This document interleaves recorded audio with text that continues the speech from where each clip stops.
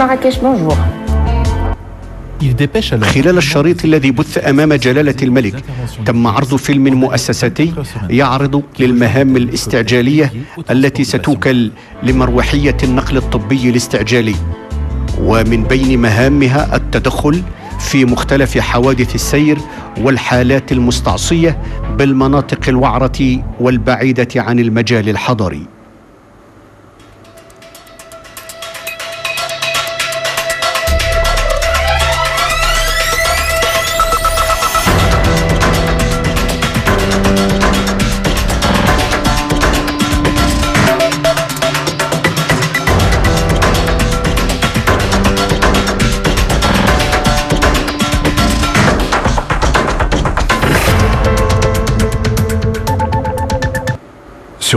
ويستعرض الشريط مراحل التدخل التي تستهدف بالأساس إنقاذ حياة الأشخاص الذين يوجدون في وضعية طارئة في انتظار إخضاعهم لعمليات التشخيص المعمقة. وتتوفر هذه المروحية التي ستنضاف إليها مروحيات جديدة تتوزع على مختلف جهات المملكة على أحدث التجهيزات وطاقم طبي متخصص في ميدان المستعجلات. ويندرج هذا الإنجاز الطبي المتميز على المستوى الوطني والعربي والإفريقي في إطار المخطط الوطني للتكفل بالمستعجلات الطبية.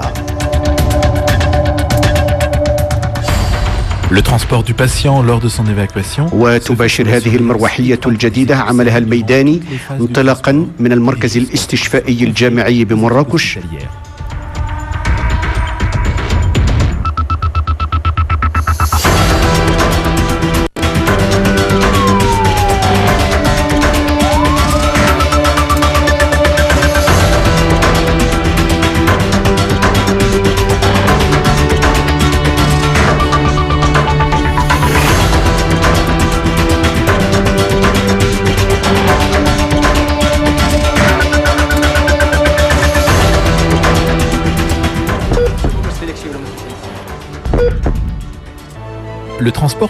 ويصل محيط تدخل المروحية الجديدة إلى حوالي 300 كيلومتر، وتساهم مروحية النقل الطبي الاستعجالي إلى جانب مجموعة من سيارات إسعاف للإنعاش الطبي في تقديم الخدمات الطبية اللازمة عند حالات الاقتضاء، وكل ذلك في إطار رؤية جديدة هادفة إلى تنظيم وإعادة هيكلة مسالك المستعجلات الطبية من خلال توفير الظروف الملائمة لمستعجلات القرب على صعيد التراب الوطني.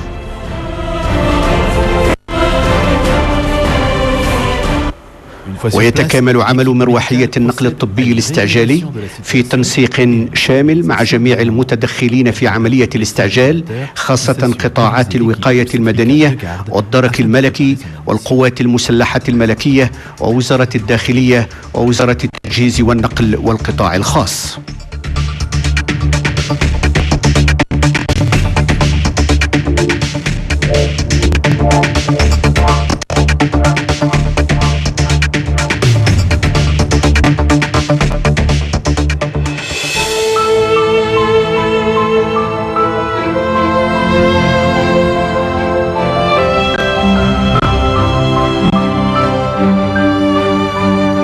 À son arrivée, la maman est prise en charge par une équipe multidisciplinaire qui veillera au déroulement de l'accouchement dans les conditions optimales adaptées à la gravité de son état.